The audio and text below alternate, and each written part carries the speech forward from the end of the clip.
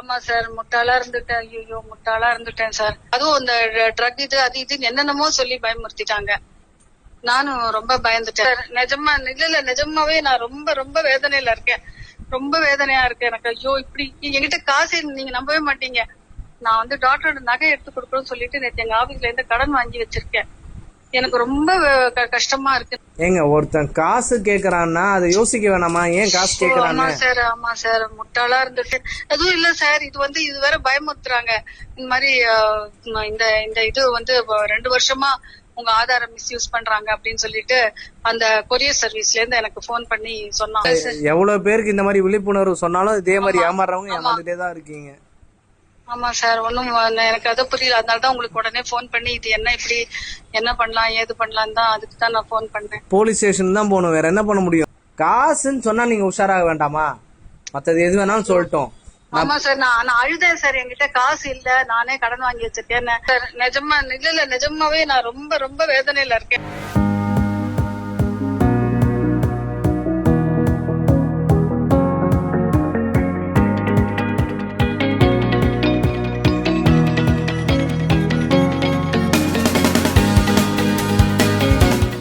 வாங்க சட்டம் பேசலாம். மீண்டும் ஒரு பதிவில் உங்களை நான் சந்திப்பதில் மிக்க மகிழ்ச்சி. நான் வழக்கறிஞர் சிவசுப்பிரமணியன். நம்ம எவ்வளோதான் விழிப்புணர்வு நம்ம மக்களுக்கு கொடுக்கணும்னு நினச்சாலும் அந்த சைபர் கிரைம், சைபர் ஃப்ராடில் ரொம்ப சுலபமாக வந்து ஏமாற்றிட்டு போயிட்டுருக்காங்க. நம்மளோட கிளைண்ட்டே ஏமாந்த கதையை நான் இன்றைக்கி உங்கள் கூட டிஸ்கஸ் பண்ணலான்னு இருக்கேன். இது கண்டிப்பாக எல்லோரும் பாருங்கள், எல்லாருக்கும் ஷேர் பண்ணுங்கள். ஏன்னா இந்த விழிப்புணர்வு எவ்வளோ கொடுத்தாலும் பத்த மாட்டேங்குதுன்றது தான் யதார்த்தமான உண்மையாக இருக்குது. இப்போ பார்த்தீங்கன்னா ஒரு லேடி, அவங்க என்னோட கிளைண்ட்டு வேறு ஒரு கேஸ்க்காக வந்தாங்க. பாவம், அவங்க வந்து மோர் தென் 62 இயர்ஸ் ஓல்டு லேடி. அவங்கள வந்து எவ்வளோ சுலபமாக ஏமாற்றிருக்காங்க பாருங்கள். இது வந்து மெயினாக இப்போ பார்த்தீங்கன்னா எல்லா பெண்களை டார்கெட் பண்ணுறாங்களோன்ற ஒரு சந்தேகம் வந்திருக்கு. ஏன்னா என்னோட நண்பரோட ஒரு சிஸ்டரையும் இதே மாதிரி வந்து கால் பண்ணி ஏமாற்ற ட்ரை பண்ணியிருக்காங்க. பிடெக் முடித்தவங்க, அவங்க கொஞ்சம் உஷாராக இருந்ததுனால அவங்க அதுலேருந்து மீண்டுட்டாங்க. ஆனால் இவங்க பார்த்தீங்கன்னா ஏஜ்டு லேடி. அவங்க எமோஷ்னலாக எப்படிலாம் பிளாக்மெயில் பண்ணுறாங்க, எப்படிலாம் உங்களை வந்து திங்க் பண்ண விடாமல் பிரெயினை வந்து அரெஸ்ட் பண்ணுறாங்கன்றத இந்த விழிப்புணர்வு பதிவில் பார்க்கலாம். நம்ம இப்போ இந்த ஏஜ்டு கிளைண்ட் சொன்னேன் இல்லையா, அவங்க எப்படி ஏமாந்தாங்கன்ற கதையை பார்ப்போம். எப்படியெல்லாம் ஏமாற்றுவாங்கன்ற ஒரு விழிப்புணர்வையும் நான் உங்களுக்கு உங்கள் கூட நான் ஷேர் பண்ணுறேன். அதாவது இந்த நம்ம கிளைண்ட் இருக்காங்களே, அவங்களுக்கு ஒரு கால் வருதுங்க. கால் பண்ணும்போது எப்படி சொல்கிறாங்கன்னா, ஒரு கொரியர் கம்பெனிலேருந்து நாங்கள் கால் பண்ணுறோம். ஃபார் எக்ஸாம்பிள் ஃபெடெக்ஸ் அந்த மாதிரி ஏதோ ஒரு கொரியர் கம்பெனி சொல்லுவாங்க. கம்பெனியோட எம்ப்ளாயி பேசுகிறேன். இந்த கம்பெனியில் உங்களோட ஆதார் மற்ற டீட்டெயில்ஸ்லாம் யூஸ் பண்ணி, பர்சனல் ஃபோன் நம்பர், இந்த டீட்டெயில்ஸ் யூஸ் பண்ணி 2 வருஷமாக இல்லை பல வருஷமாக வந்து கொரியர் அனுப்பிச்சிக்கிட்டு இருக்காங்க. அதுவும் வந்து ஈரானுக்கு எது பல கண்ட்ரிஸ் சொல்கிறாங்க, மிடில் ஈஸ்ட் கண்ட்ரி அங்கேங்கன்னு சொல்கிறாங்க. இதில் குறிப்பாக என்ன சொல்லி அவன் மிரட்டுறான்னா, அந்த கொரியர் கம்பெனிலேருந்து பேசின எம்ப்ளாயி, இந்த கொரியர் எல்லாமே ட்ரக்ஸு சம்மந்தமான கொரியர்ஸாக இருக்குது. இது இல்லாமல் சட்டத்துக்கு புறம்பான வகையில் உங்களோட பர்சனல் டீட்டெயில்ஸ் எல்லாத்தையும் யூஸ் பண்ணி தான் அவங்க வந்து அனுப்புகிறாங்க. உங்களுடைய ஆதார், உங்களுடைய ஃபோன் நம்பர் டீட்டெயில்ஸை வச்சு மட்டுமே 2 வருஷமாக இந்த ட்ரக்ஸ் அனுப்பிச்சிக்கிட்டு இருக்காங்க, இல்லை சட்டத்துக்கு புறம்பான செயல்களை பண்ணிக்கிட்டு இருக்காங்க, பல கோடி டிரான்சாக்ஷன் பண்ணிக்கிட்டு இருக்காங்க அப்படின்னு சொன்னோன்னே ஆட்டோமேட்டிக்காக இவங்களுக்கு பயம் வந்துடுது. அடுத்தது அவரே ரொம்ப நல்லவர் மாதிரி அந்த கொரியர் பர்சன் என்ன பண்ணுறாருன்னா, இமீடியட்டாக நீங்கள் வந்து சைபர் கிரைமுக்கு கால் பண்ணுங்கள் அப்படின்றாரு. உடனே இவங்க வந்து நம்மளுக்கு ரொம்ப ஹெல்ப் பண்ணுறாங்க அப்படின்னோடனே அவரே என்ன சொல்கிறாரு, 1930க்கு கால் பண்ணுங்க அப்படின்னு சொல்கிறாரு. இவங்களும் செக் பண்ணுறாங்க. இவங்களும் வந்து ஒரு படித்தவங்க தான், ரிட்டையர்டு எம்ப்ளாயி. ஸோ இவங்களும் செக் பண்ணுறாங்க, 1930 சைபர் கிரைம் நம்பர்னு சொல்லிட்டு இமீடியட்டாக அந்த நம்பருக்கு கால் பண்ணுறாங்க. கால் பண்ண உடனே வந்து வேற ஒருத்தர் எடுக்கிறாரு, இன்ஸ்பெக்டர் ஆஃப் சைபர் கிரைம்னு எடுக்கிறாரு. எடுத்த உடனே இவங்களும் நம்பி எல்லாத்தையும் சொல்கிறாங்க. சார், இந்த மாதிரி ஒரு கொரியர்லேருந்து ஒருத்தர் பேசினார், என்னோட பேன் கார்டு டீட்டெயில்ஸ், என்னோட ஆதார் டீட்டெயில்ஸ், என்னோட ஃபோன் நம்பர்லாம் வச்சு நிறைய இல்லீகல் ட்ரக்ஸுக்கு மற்ற டிரான்சாக்ஷனுக்கு யூஸ் பண்ணுறாங்களாமா, கோடிக்கணக்கில் டிரான்சாக்ஷன் பண்ணியிருக்காங்கன்னு சொல்கிறாங்க சார், எனக்கு பயமாக இருக்குது அப்படின்னு சொன்ன உடனே அவர் என்ன பண்ணுறாரு, இமீடியட்டாக சரி மேடம், உங்களோட டீட்டெயில்ஸ் எல்லாம் எனக்கு டெலிகிராமில் அனுப்புங்க அப்படின்றாரு. இவர் உடனே நான் டெலிகிராமில் என்னோட ஐடி அனுப்புகிறேன், என்னோட ஐடியை பார்த்துட்டு நீங்கள் டீட்டெயில்ஸ் அனுப்புங்க, வேறு யாருக்கும் இதை பற்றி சொல்லாதீங்க அப்படின்னு சொல்லிடுறாரு. நீங்கள் இன்ஃபேக்ட் உங்கள் பசங்க வேறு யார்கிட்டையுமே கம்யூனிகேட் பண்ணாதீங்க கொஞ்ச நேரத்துக்கு, என்னோட ஃபுல் என்கொயரியில் நீங்கள் வந்துடுங்க அப்படின்றாரு. உடனே இவங்களும் ஓகே, நம்ம கொரியர் பர்சன் அலர்ட் பண்ணார், நம்மளுக்கு இன்ஸ்பெக்டர் நம்மளோட பர்சனல் காலுக்கு டெலிகிராமுக்கு வந்துடுறாரு அப்படின்னு ஒரு நம்பிக்கையில் என்ன பண்ணிடுறாங்க, டெலிகிராம் ஓப்பன் பண்ணி அவர் உடனே இமீடியட்டாக I am inspector from cyber crime branch அப்படின்னு சொல்லி ஒரு ஐடி கார்டு அனுப்புகிறாரு. ஓகே, இவங்க தான் வந்து இன்ஸ்பெக்டர் அப்படின்னு ஒரு ஊர்ஜிதப்படுத்திக்கிறாங்க. இவங்களும் இமீடியட்டாக என்ன பண்ணுறாங்கன்னா, அவர் வந்து கேட்குறாரு, உங்களோட ஆதார் அனுப்புங்க, உங்களோட பேன் கார்டை அனுப்புங்க, உங்களோட பேங்க் அக்கௌண்ட் அனுப்புங்க அப்படின்ட்டு. நான் வந்து உங்களோட பேங்க் அக்கௌண்ட்டில் ஏதாவது டிரான்சாக்ஷன் நடந்திருக்கான்னு செக் பண்ணுறேன்றாரு. உடனே பார்த்துட்டு, ஐயோ என்னங்க உங்களோட பேங்க் டீட்டெயில்ஸை யூஸ் பண்ணி 8 கோடி ரூபாய் வந்து டிரான்சாக்ஷன் பண்ணியிருக்காங்க, இது எல்லாமே நாளைக்கு உங்களுக்கு வந்து என்ஃபோர்ஸ்மெண்ட் டைரக்டரேட்லேருந்து உங்களை அரெஸ்ட் பண்ணிடுவாங்கன்னு சொல்லி என்னென்னமோ ஒரு வார்த்தையை சொன்ன உடனே இவங்க வந்து பதட்டத்தில் பயந்துடுறாங்க. என்னமோ என்ஃபோர்ஸ்மெண்ட் டைரக்டரேட்டுன்றாங்க, ட்ரக்ஸுன்றாங்க, அரெஸ்ட்டுன்றாங்கன்னொன்னே இவங்களுக்கு வந்து பயங்கர கன்ஃபியூஷன் ஆகிடுது. நீங்கள் வந்து வேறு யாருக்கும் இப்போ இது பண்ணாதீங்க, நான் சொல்கிறத அப்படியே ஃபாலோ பண்ணுங்கள், நான் இருக்கேன், உங்களை வந்து காப்பாற்றிடுறேன் அப்படின்ற உடனே இவங்க முழுசாக நம்பிடுறாங்க. அந்த எமோஷ்னலாக எப்படி வந்து அவங்க கொண்டு வராங்கன்னா, நான் இருக்கேன் உங்களை காப்பாற்றுறேன்னு சொல்லிடுறாங்க. உடனே அதை முழுசாக நம்பிடுறாங்க. உடனே இவங்களும் என்ன பண்ணுறாங்க, ஒரு நம்பர் அனுப்புகிறேன், அதுக்கு பணம் அனுப்புங்க, இதை வச்சு உங்களோட டிரான்சாக்ஷன் டீட்டெயில்ஸையும் அந்த டிரான்சாக்ஷன் டீட்டெயில்ஸையும் நாங்கள் கம்பேர் பண்ணி உங்களை நான் வந்து காப்பாற்ற முடியும்னு சொல்கிறாரு. அதுவும் அனுப்புறது எப்படி சொல்கிறாருன்னா, கோடிக்கணக்கில் டிரான்சாக்ஷன் இருக்குது.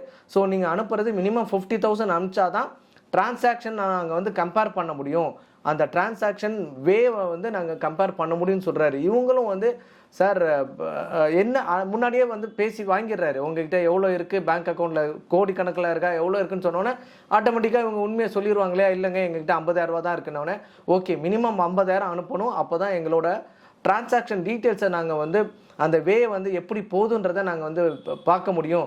லேயர் 1 லேயர் 2 என்னென்னமோ சொன்ன உடனே அவங்க ஒன்றுமே புரியாதவங்க இவங்க சொல்கிறாங்க லேயர் 1 லேயர் 2 டிரான்சாக்ஷன்லாம் நாங்கள் வெரிஃபை பண்ணணும்னு சொன்னோன்னே இவங்களும் பயந்து போய் டக்குன்னு 50,000 ரூபாய் அனுப்பிச்சிட்றாங்க. அனுப்பிச்சதுக்கு அப்புறம் தான் தெரியுது அவர் ஃபோன் அதுக்கப்புறம் சுவிட்ச் ஆஃப். ஸோ முடிஞ்சு போச்சு.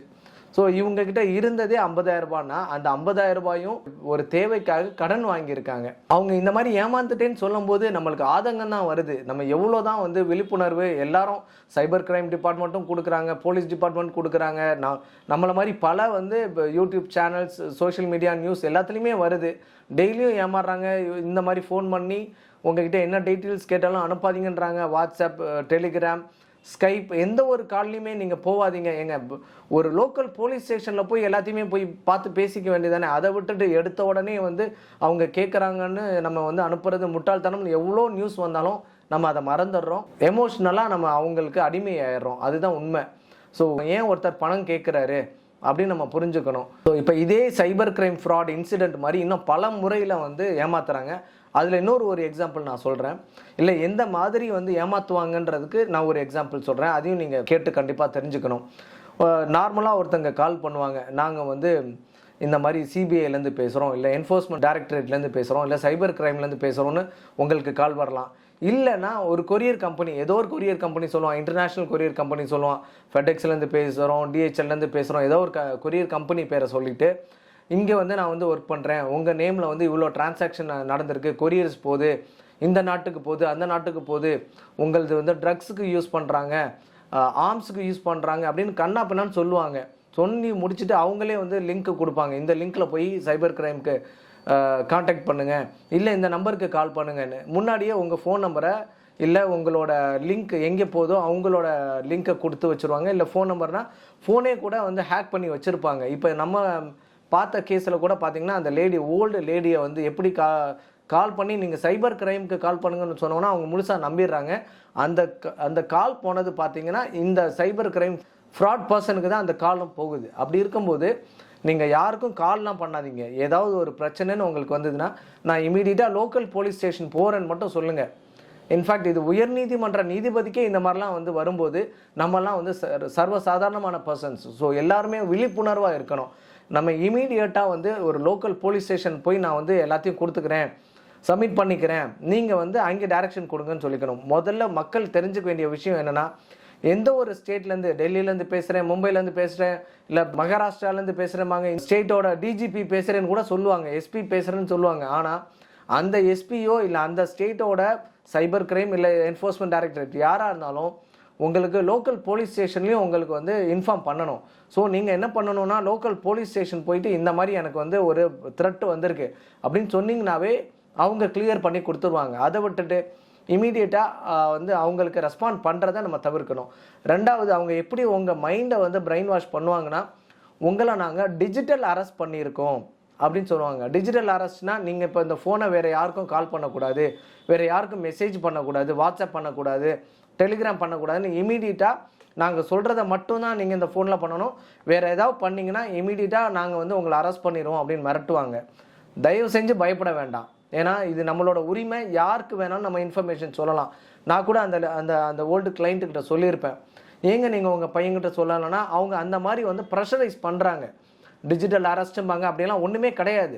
ஆனால் இல்லாத டேர்ம்ஸ் எல்லாம் சொல்லி உங்களை டிஜிட்டல் அரெஸ்ட்டு, உங்களை நீங்கள் யாருக்காவது பண்ணிங்கன்னா உங்களை டோட்டலாக வந்து உங்களை ஹவுஸ் அரெஸ்ட் பண்ணிடுவோம், இல்லை அரெஸ்ட் பண்ணிடுவோம்னு ஏதோ ஒரு டேர்ம்ஸை சொன்னோன்னா பயந்துடாதீங்க. ஏன்னா நம்ம வந்து இன்னும் அந்த மாதிரி வந்து சர்வாதிகார நாட்டில் கிடையாது. அப்படி இருக்கும் பட்சத்தில் நீங்கள் இமீடியட்டாக ஒரு லோக்கல் போலீஸ் ஸ்டேஷன் போங்க, இந்த மாதிரி எனக்கு த்ரெட்டு வந்திருக்குன்னு சொல்லுங்கள். அதிலே உங்களோட எந்த ஒரு பிரச்சனையும் வராமல் சால்வ் ஆகிடும். அது இல்லாமல் அவங்க சொன்னதை நீங்கள் ஒரு ஸ்டெப் ஃபர்தராக ஸ்கைப் கால்க்கு வீடியோ கால் வாங்க, உங்களோட ஸ்க்ரீனை ஷேர் பண்ணுங்கன்னு சொல்லுவாங்க. இந்த மாதிரிலாம் சொல்லும் பட்சத்தில் இது கிளியர் ஃப்ராடுன்னு நீங்களே வந்து 100% முடிவு எடுத்து காலை கட் பண்ணிடுங்க. இல்லை ஒரே ஒரு வார்த்தை, நான் லோக்கல் போலீஸ் ஸ்டேஷன் போயிட்டு இது சம்மந்தமாக நான் பேசிக்கிறேன், நீங்கள் அங்கே வந்துடுங்க அப்படின்னு சொல்லுங்கள். மரியாதைக்குரிய ஃப்ராடு கால் பண்ணார் இல்லையா, அவரே கட் பண்ணிடுவார். நீங்கள் லோக்கல் போலீஸ் ஸ்டேஷன் போகிறேன், நீங்கள் எதுனாலும் நீங்கள் அங்கே காண்டாக்ட் பண்ணுங்கன்னு சொல்லி முடிச்சிருங்க. அவ்வளோதான். அதை விட்டுட்டு ஸ்கைப்பில் கால் போகிறது, உங்களோட டீட்டெயில்ஸ், பர்சனல் டீட்டெயில்ஸை ஷேர் பண்ணுறது, ஸ்க்ரீன் ஷேர் பண்ணுறது, உங்களுக்கு வர மெசேஜை வந்து அவங்களுக்கு ஓடிபி அனுப்புறது, லிங்க்கை கிளிக் பண்ண சொன்னால் லிங்க்கை கிளிக் பண்ணுறது, சொல்கிற நம்பருக்கு கால் பண்ண சொன்னால் கால் பண்ணுறது, இது எதுவுமே பண்ணாதீங்க. இதை எவ்வளோ தடவை சொன்னாலும், நம்ம விவேக் கூட சொன்னாலும், உங்களை 1000 பெரியார் வந்தாலும் திருத்த முடியாதுன்னு சொல்லுவார். அந்த மாதிரி 1000 விழிப்புணர்வு ப்ரோக்ராம் நம்ம வந்து உலகமெங்கும் வந்து உங்களுக்கு நியூஸாக கொடுத்தா கூட நம்ம மக்கள் ஏமாறுறவங்க ஏமாந்துக்கிட்டு தான் இருக்காங்க. இதுக்கு மேலே மக்கள் விழிப்புணர்வோடு இருக்கிறதும் இல்லாததும் அவங்களோட விருப்பம். நம்ம வியூவர்ஸ்க்கு நான் வைக்கிற ஒரே ஒரு ரிக்வெஸ்ட் என்னென்னா, தயவு செஞ்சு இந்த விழிப்புணர்வை எல்லாருக்கும் ரீச் பண்ணுங்கள். உங்களோட ஃபேமிலி குரூப் மெம்பர்ஸ் எல்லாருக்கும் ரீச் பண்ணுங்கள். யாருக்கிட்டேருந்து ஃபோன் வந்தாலும் இமீடியட்டாக ரெஸ்பாண்ட் பண்ண வேணாம்னு சொல்லுங்கள். ரெஸ்பாண்ட் வந்து யாருக்கு பண்ணணும்னா ரிலேட்டிவ்ஸ்க்கோ வேறு யாருக்கோ தான் பண்ணணும். ஒருத்தன் நான் வந்து இன்ஸ்பெக்டர் ஆஃப் சைபர் கிரைம் இடி என்ஃபோர்ஸ்மெண்ட்லேருந்து பேசுகிறேன், எங்கேருந்து கால் பண்ணாலும், ட்ராயிலேருந்து பேசுகிறேன், எங்கேருந்து கால் பண்ணாலும் தயவு செஞ்சு ரெஸ்பாண்ட் பண்ண வேணாம்னு சொல்லுங்கள். இமீடியட்டாக லோக்கல் போலீஸ் ஸ்டேஷன் போய் நான் வந்து இன்ஃபார்ம் பண்ணுறேன்னு மட்டும் சொல்லுங்கள். ப்ராப்ளம் எல்லாமே சால்வ் ஆகிடும். இந்த பதிவை தயவு செஞ்சு உங்களோட ஃப்ரெண்ட்ஸ், ஃபேமிலி சர்க்கிள்ஸ் எல்லா குரூப்ஸ்லேயும் ஃபார்வர்ட் பண்ணுங்கள். ஏன்னா நம்மளுக்கு தெரிஞ்சவங்க டெய்லியும் ஒவ்வொரு நாளும் ஏமாறுறாங்கன்னு பார்க்கும்போது ரொம்ப கஷ்டமாக இருக்குது. ஏன்னா நான் கூட அந்த லேடிக்கிட்ட சொன்னேன், ஏங்க உங்கள் பையன்கிட்ட பேசியிருக்கலாம், என்கிட்ட பேசியிருக்கலாம், அப்போல்லாம் எனக்கு கால் பண்ணாமல் ஏமாந்துட்டு பேசுகிறீங்களேன்னு நம்மளுக்கு அவ்வளோ ஆதங்கமாக இருக்குது. தயவு செஞ்சு இதை விழிப்புணர்வு எல்லாருக்கும் கொண்டு போங்க. நன்றி, வணக்கம்.